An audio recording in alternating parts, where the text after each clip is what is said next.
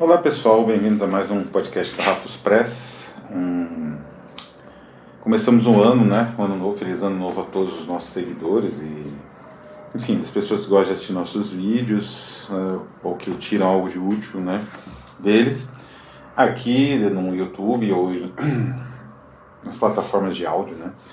E começamos o ano com Biblioteca Submersa, né?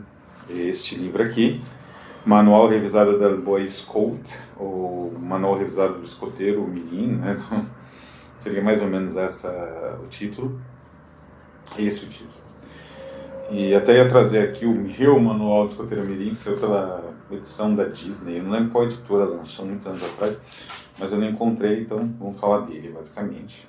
Foi um dos últimos grandes livros que eu li no ano passado. Últimos não, eu li e já terminei um excelente que não entrou na lista, né? Esse aqui entrou na lista de melhores leituras do ano passado. Terminei um do Keloir, né? Do Roger Keloir, excepcional, que vai entrar, inclusive, não sei se num Biblioteca Submersa ou até num Espeleologia, né? Keloir, um autor sensacional. Mas hoje então a gente vai falar deste livro aqui, mas antes eu vou comentar um pouco, né? Além dos meus desejos de feliz ano novo para todos, comentar um pouco do canal, né? Basicamente o canal sempre teve a função de divulgar o material, as minhas pesquisas, o material que eu tenho acesso durante esses processos de pesquisa para a edição dos livros da Rafus Press, né? Como antes ele era um canal apresentando as minhas especulações a respeito de criação literária, né? E neste ano eu vou inaugurar uma série nova, né? Uma playlist nova, junto com as outras inúmeras que eu já tenho. A gente vai manter, claro, Luzes e Sombras, vai ter um novo em breve aí, Biblioteca Submersa, Espeleologia, Aventuras Bibliófilas, Trem Fantasma, conversa sobre tradução, né? Mas eu vou trazer um novo, o Imprimatur. O Imprimatur vai ser uma playlist a respeito de vídeos um pouco mais curtos, né? Diferente de formato. Um formato vai ser mais ou menos o mesmo. Não posso variar muito por falta de tempo, falta de equipamento, etc. Mas o Imprimatur vão ser dicas de trabalho editorial, né? Eu, no ramo editorial, eu tenho como tradutor, revisor, editor e diagramador, né? Eu trabalhei com o PageMaker quando existia PageMaker, virou InDesign, quando ele era de uma empresa chamada Aldus, não era? A Adobe comprou Aldus, né? E eu comecei a usar o Photoshop no 2.5, não existia Layer, é muito engraçado, né? Um aplicativo de foto, a revolução dele foi o Layer a partir do Photoshop 3, o 2.5 não tinha. Então, essa minha imensa experiência eu vou compartilhar com os colegas aqui, vejo que há necessidade, especialmente autores independentes, né, batem cabeça sobre diagramação, sobre uma série de questões, inclusive em livros digitais, não muda muito, né? E, quer dizer, muda, mas tem certos aspectos que se mantêm. E eu vou fazer então o Imprimatur, que vai ser uma playlist voltada a compartilhar um pouco essa minha experiência, né, em vídeos curtos, né, aí vai já uns 5, 6 minutos, bem mais curto que este daqui e que os usuários do canal. Mas enfim, começando então a falar deste livro de William Seward Burroughs, né, Manual Revisado do Boy Scout, esta edição da editorial La Felgueira, com essa capa sensacional, né? Outra capa também bastante interessante. A capa é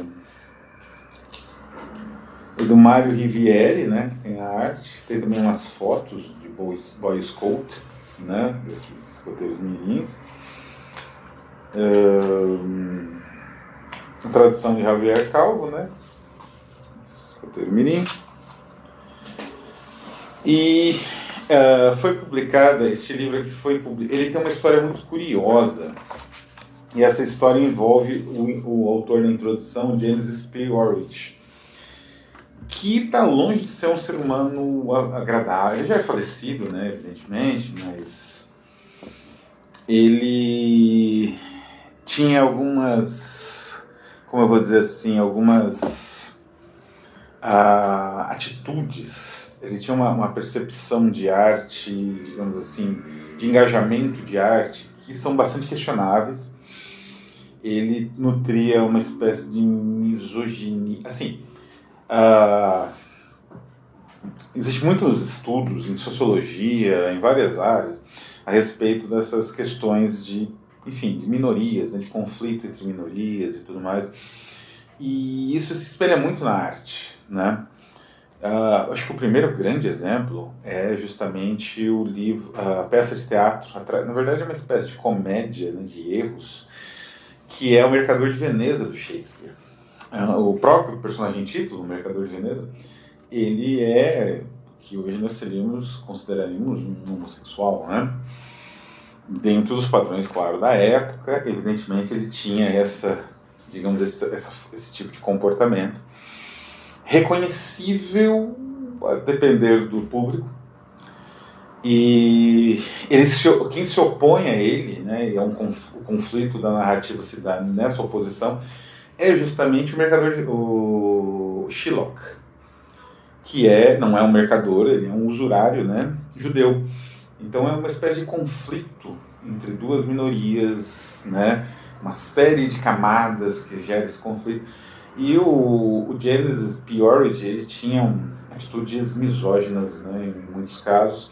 Inclusive, uma atitude foi relembrada por Alan Moore numa entrevista que ele deu recentemente, né, a respeito do seu novo romance, O Grande Durante, né, em que ele fala que o Genesis P-Orridge, eu vou colocar o link dessa entrevista, é bem interessante, ele fala que o Genesis P-Orridge usou Mace no rosto da mulher dele, da atual esposa, né, dele, quer dizer, a esposa dele faz muitos anos já, né, que é quadrinista, desenhista também, num squat, enfim, uma festa, né.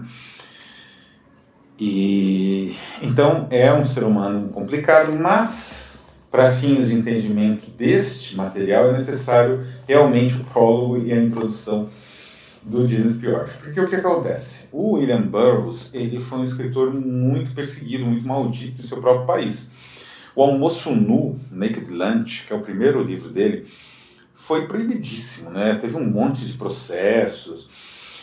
Foi até um evento interessante que alguns escritores da imaginação liberal, né, esses liberais de centro, assim, que não costumam defender autores revolucionários, incendiários, saíram em defesa do Burroughs. Inclusive a Mary McCarthy, ela é muito conhecida, a Mary McCarthy é muito boa escritora.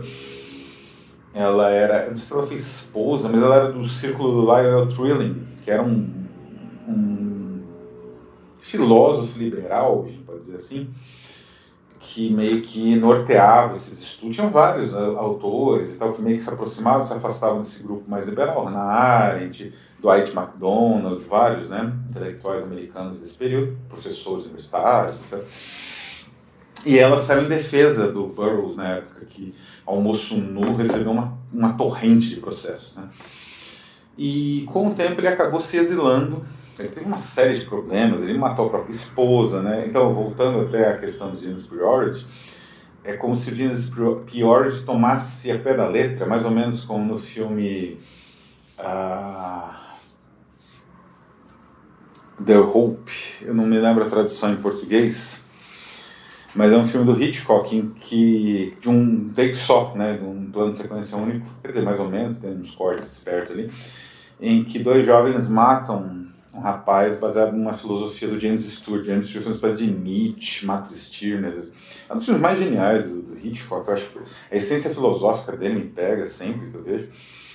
Eu só não lembro o título desse filme em português. E o James P-Orridge tomou essa filosofia mais ou menos misógina do próprio Burroughs. Aí esse conflito de minorias que eu disse, até sociologicamente existe uma série de estudos, uma série de análises, né, e como isso se reflete na arte. Tem, né, parou no Mercador de Veneza, tem várias reflexões, e ele tomava um pouco ao pé da letra algumas ideias que aparecem nos livros do Burroughs a respeito das mulheres. o Burroughs matou a própria esposa, então é um lado complicado da vida desse autor.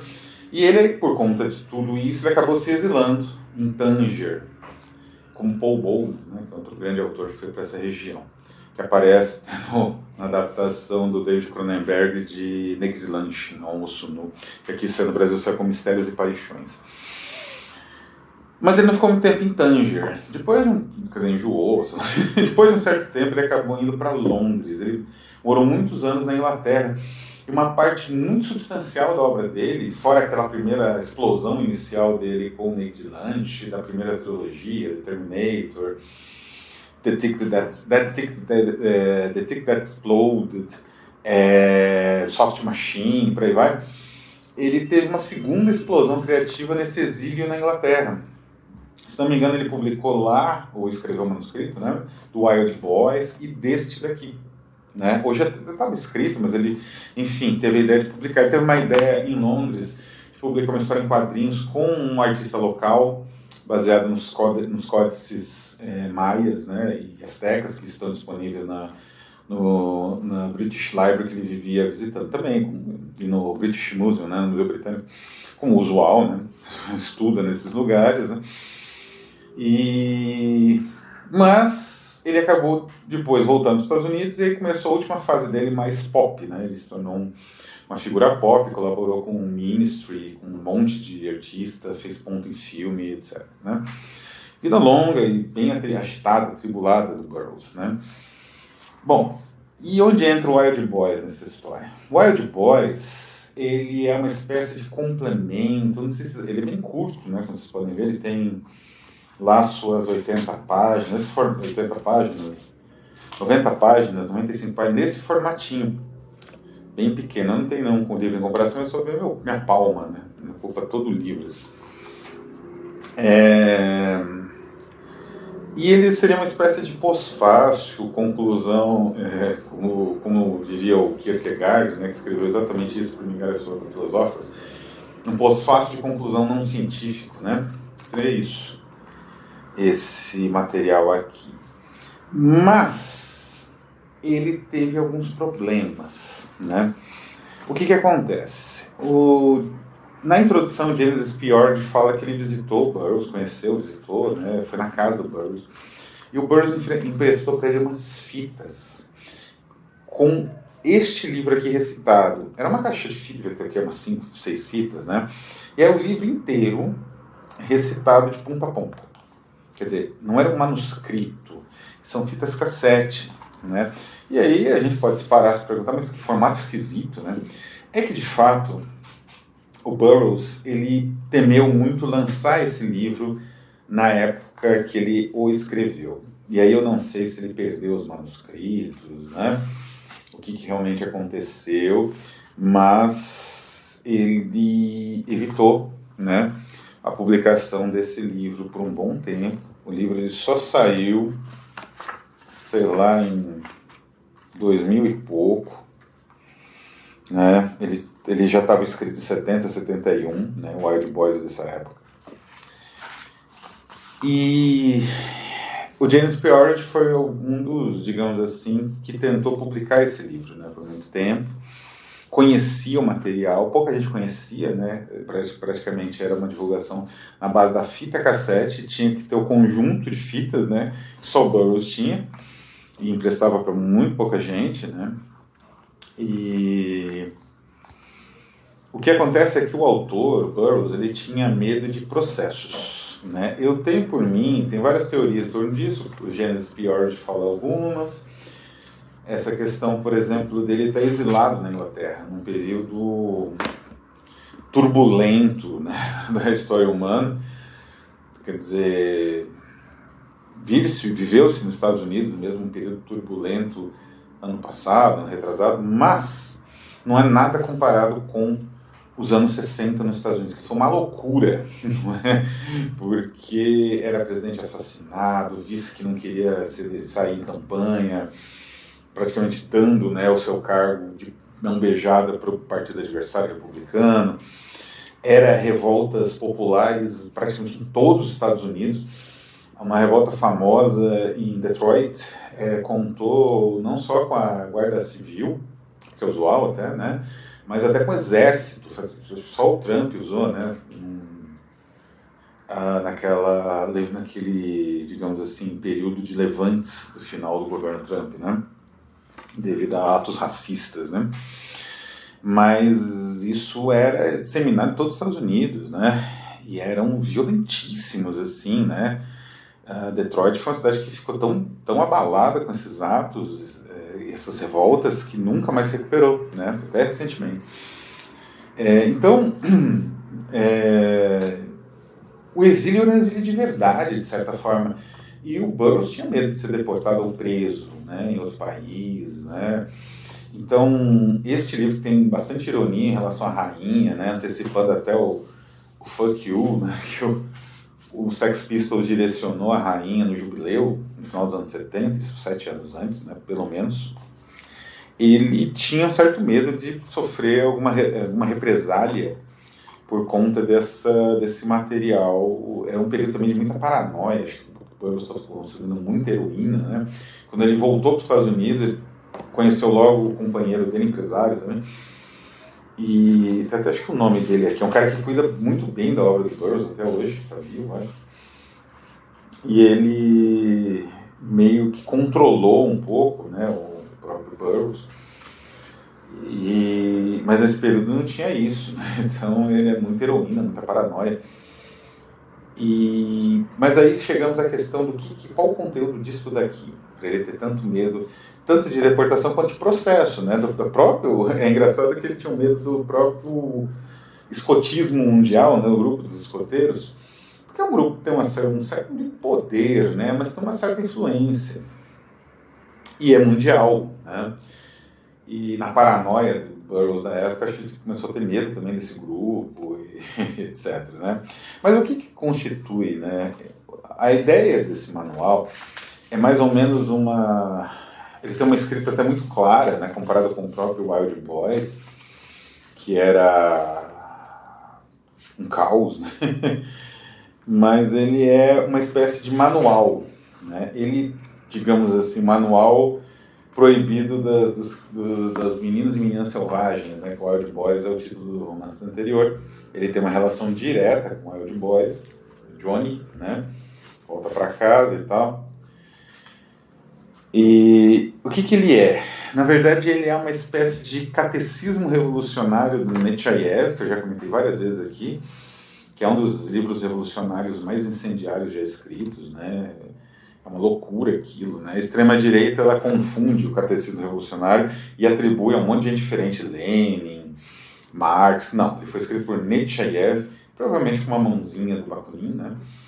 Que escreveu seu próprio catecismo revolucionário, um pouco diferente, um pouco mais brando, se a gente pode dizer assim, mas o catecismo puro é do Nechayev, tem um pouco uma retomada do catecismo revolucionário. Eu acho, inclusive, que o Burroughs leu esse material, era fácil de encontrar, ainda mais nesse período turbulento que eu mencionei de revolução ali na esquina. Existia uma real temor, né, nos Estados Unidos de implantação de um regime de exceção. Inclusive, existiam filmes a respeito, imaginando já essa situação que estava ali na esquina de acontecer.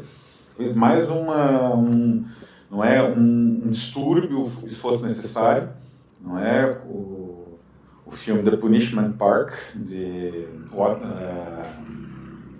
James Watson, acho que é o nome do autor, do diretor. Mas o título é The Punishment Park. Procurem, vejam, é genial esse filme.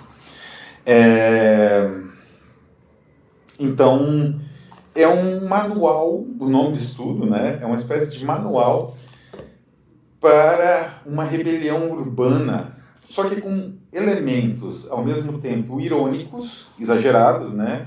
Então existe um exagero, óbvio, aqui, e elementos relativamente práticos mesmo, né? Então tem a lista de assassinatos, por exemplo. Como que você faz a sua lista? Você pega donos de banco, donos de empresas, qual empresa...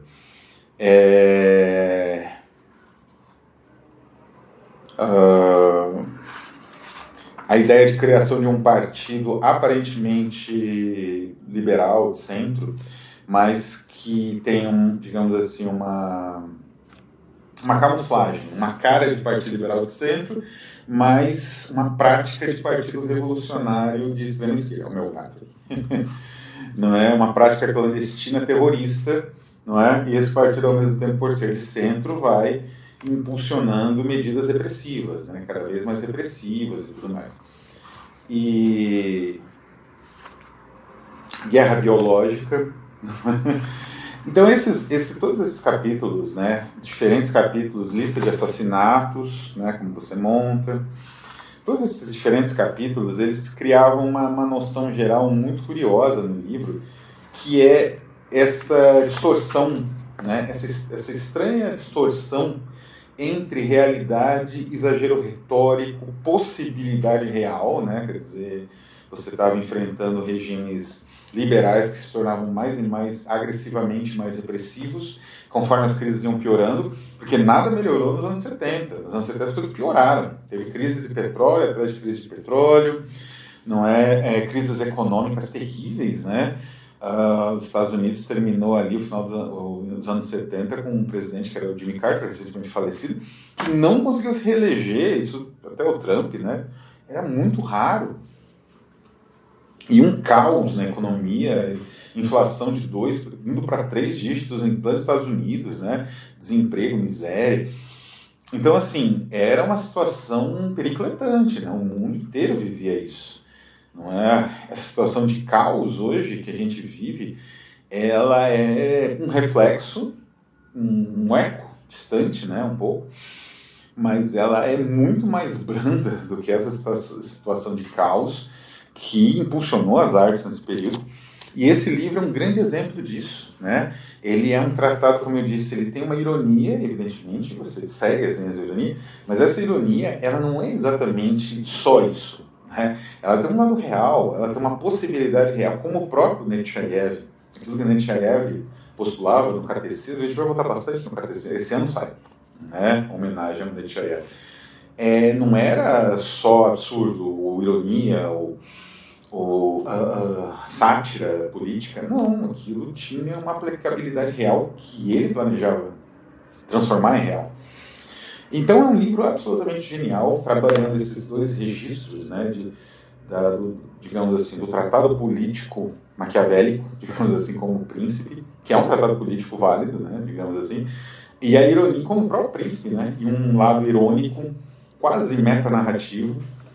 Então é um livro absolutamente genial, que o medo, a paranoia, né, por conta do consumo de drogas e da situação política é muito mais caótica do que nos fazem lembrar, né, do período dos anos 60 até o início dos anos, até meados dos anos 80, levou esse livro a ficar muito soterrado. Ele foi publicado pela Grove Press, que é uma editora aí que está pau para toda a obra para tomar processos e ter edições embargadas e edições apreendidas pela polícia, queimadas em praça pública, várias vezes aconteceu isso, inclusive com o próprio Burroughs.